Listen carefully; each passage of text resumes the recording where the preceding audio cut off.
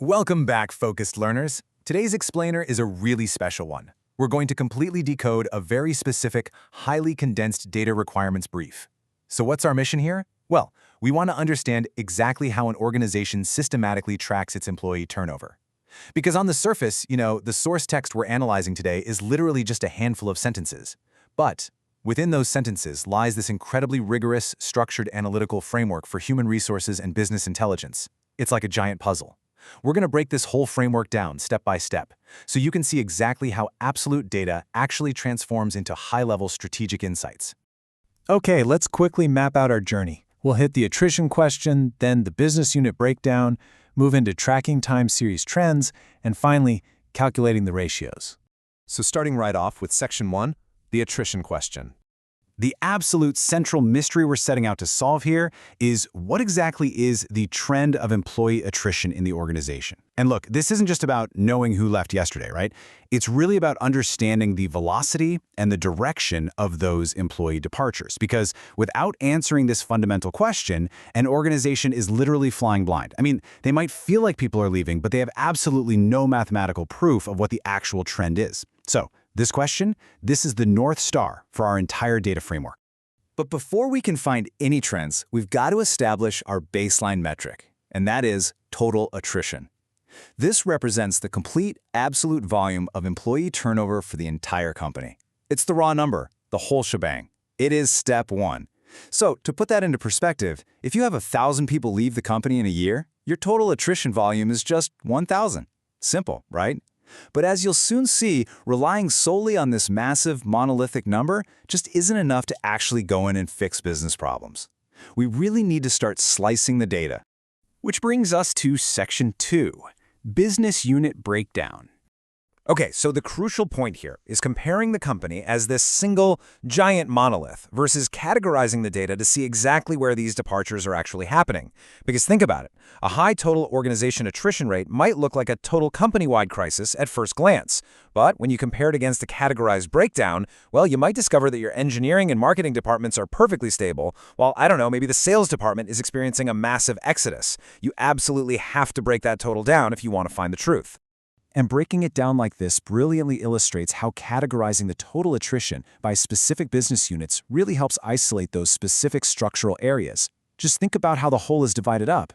The next step in our framework is to view that total attrition, but categorized by business unit. By doing things this way, leadership doesn't just stare at a single intimidating number.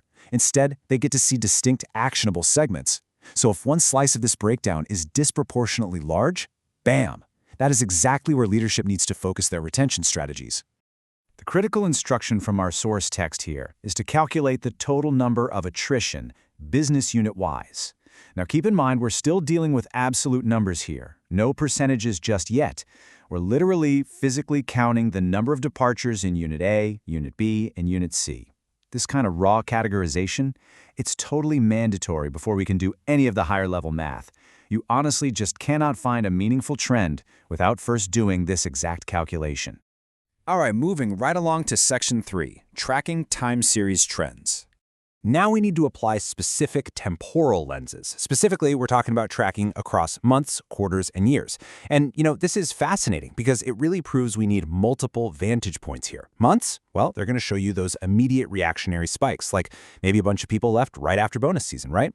Quarters give you a much broader view of seasonal shifts. And years show you the long-term macro-level historical trend. To get the full picture, you literally need all three. So let's bring this all together. By combining our business unit data, which is the where, with our time series, the when, we can finally begin to map out the actual reality of the situation. We're looking at total organization attrition across time, right alongside attrition across specific business units. And we're tracking it monthly, analyzing it quarterly, and reviewing it yearly. By following this exact checklist, you basically transform a vague feeling of, oh no, people are quitting, into a super sharp, multi-dimensional map of organizational health.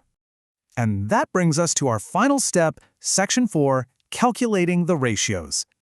Let's walk through the logical progression required here. Step 1. Calculate the total number of attrition. That's our absolute baseline. Step 2. Categorize that absolute number business unit-wise, basically finding out exactly where it happened. And Step 3. Output as a ratio over a time series. Now you might be wondering, why a ratio? Well, because raw numbers can be incredibly misleading. I mean, think about it. If business unit A loses 10 people and business unit B loses 10 people, on paper it looks exactly the same. But what if unit A only has 20 employees and unit B has 1,000? Those ratios tell a completely different story, don't they? This framework specifically demands ratios because they normalize the data and reveal the true impact. It's a real game changer. This kind of matrix perfectly turns what was a really complex question into a super clean, actionable dashboard. Down the side, you have your rows categorized by business units. Across the top, your columns represent the final deliverable, monthly, quarterly, and yearly ratios. Guys, this is the ultimate destination of our whole explainer today. Every single piece of data we've discussed so far feeds directly into this exact matrix. It allows the decision maker to just look at one intersection, say the quarterly ratio for the IT department, and instantly know the health of that specific unit. So, we've taken just a few short sentences from our source and completely unpacked them into a full-blown diagnostic framework. By identifying total attrition, isolating it by business unit, tracking it across specific time horizons, and finally converting it into ratios, you unlock the real story hidden in the data. So I'm going to leave you with this question to chew on. What will these ratios and trends reveal about your organization's future? If you apply this exact analytical framework to your own workforce, what hidden truths are waiting to be uncovered? Thank you so much for joining me on this Explainers today. Keep asking great questions, and I will catch you in the next one.